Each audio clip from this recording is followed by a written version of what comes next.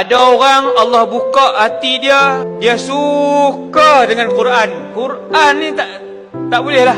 Dia pi keluar ke, dia duduk di rumah ke, dia pi rumah anak dia ke, dia pi umrah ke, dia pi berjalan sampai New Zealand di mana ke, Quran tak tinggal. Hari-hari dia jadi jatuh hati dengan Quran. Ada orang dia jatuh hati dengan sedekah. Dia tak berapa sangat dengan Quran ni. Dengan Quran tak berapa sangat, sembahyang sunat pun tak berapa sangat. Tapi kalau sedekah, Masya Allah, kerana Allah dia bersedekah. Memang kerana Allah. Dia merahsiakan sedekah dia. Dia banyak tolong orang susah melalui sedekah dia. Dia jatuh hati dengan sedekah. Ni yang ulama bagi tahu. Tiap-tiap orang ni, tuan-tuan kena cari kita ni apa dia. Kalau kita tanya diri masing-masing, kita kata hang suka apa? Dia pun jawab mengai. Oh, Jim. Dia tak jawab hak agama ni, dia jawab hak lain. Dia kata mengai, luk dalam.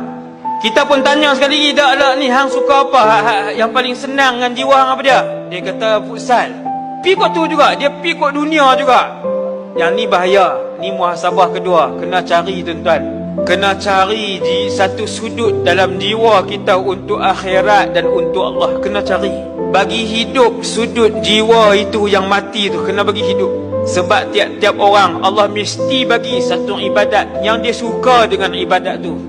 Dan dengan ibadat itulah dia mendapat redha.